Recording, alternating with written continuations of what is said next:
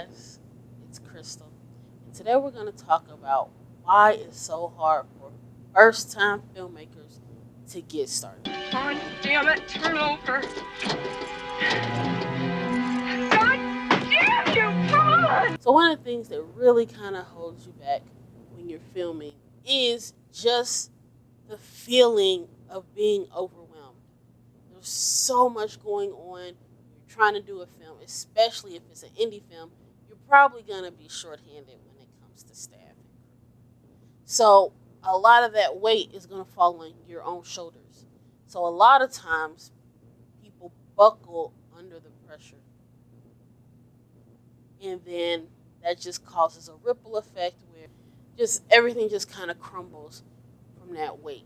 So one of the things that helps to overcome those first moments of just I don't think I can do it is just to write things down. What is it that you truly need to make your film possible? Because technology is so advanced now, a lot of times you can get some really good looking stuff without having to spend a whole lot of money. And we know making films usually costs, hundreds of thousands of dollars, at minimum. One of the things that really helps is just to see what are the resources that you actually need. A lot of times people think, oh, I need to get funded. I need, yes, you do need funding.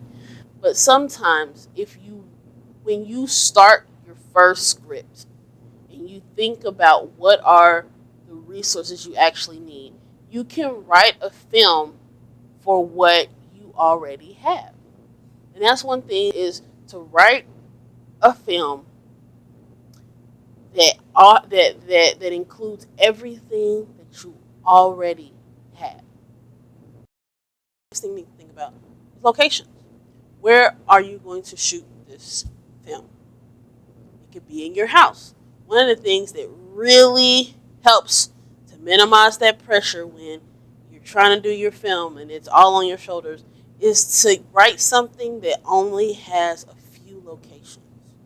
So if you're writing a film and it only has 3 locations, and the locations are already accessible to you, that makes things a lot easier to start moving forward in the project. Talk to some business owners, see if they'll be cool with you filming at their location. Usually people think that stuff is cool. It's a way for free advertising. So use that barter system. Establish relationships with people. Say, hey, I'll do a commercial for you. If you let us use this here, or hey, we're doing a film. We'd love to, get the word out about your establishment. And usually, business owners are very interested in opportunities like that. Go ahead, figure out who is going to be your crew. Okay? If you're doing something that, again, you're writing with your resources already in mind, you should be able to pull off a fairly decent project with minimal crew. This is the bare minimum. Okay? Bare minimum is 4 to 5 people. It's the bare minimum. So obviously you need your camera operator and get someone who you've seen their work. Ask to see their reel. See what it is that they've done. Don't just take them just because they'll do it for free or they're cheap. See if they have what you really need as far as not just equipment, but actual, products. If you do take someone who, may not necessarily have the most skill, have your storyboard together, okay? Do your shot list. What kind of shots are you trying to get? You can a lot of times kind of, fill in those gaps with people who may not have the most experience or have the best work. If you know what it is that you want, and you can just literally show them what type of shot it is you're looking for, and then you can just go from there. You got your locations, you got your crew, then it's on to casting. This is so true, and I've heard it before, and at first I was like, that. But when I actually started doing it, it is legit the best way to go. So when you're casting, cast seasoned actors.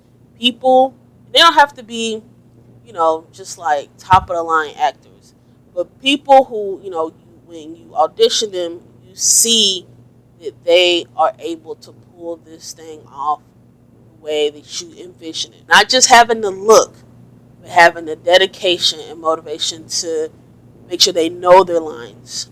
This is like really, really big as a director. Make sure you have a good cast. That makes you look so much better, and it makes your job so much easier. And they can come from anywhere, you know. I've actually cast people from Craigslist who were amazing actors. Okay, so I've used Short Film Texas before. I've used Casting 360. Just different. There's all types of ways. I meet actors. Just working at one of my other jobs. The guy said, "Oh, you do film? Oh, I acted." Da, da, da. So you meet actors all the time. Sometimes you'll find, and it is rare though. Sometimes you'll find someone who really has no acting experience, but they know how to play a certain role. And so you can cast people like that.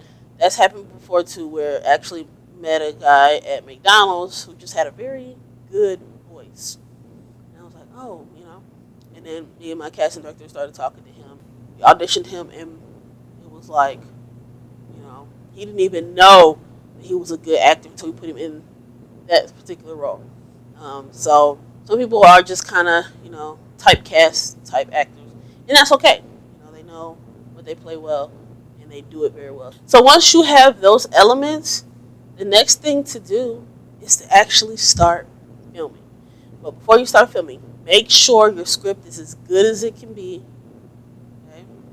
And make sure you do a storyboard or shot list or something of the like, where you go through the script and break it down into what shots are going to be, here in this scene, what are we going to do here, so that when you're on set, it's not any guesswork being done. You already know exactly what it is, and then you guys can get to doing it. So if you do those steps, you can get over that overwhelming duty of having an entire film project on your shoulders.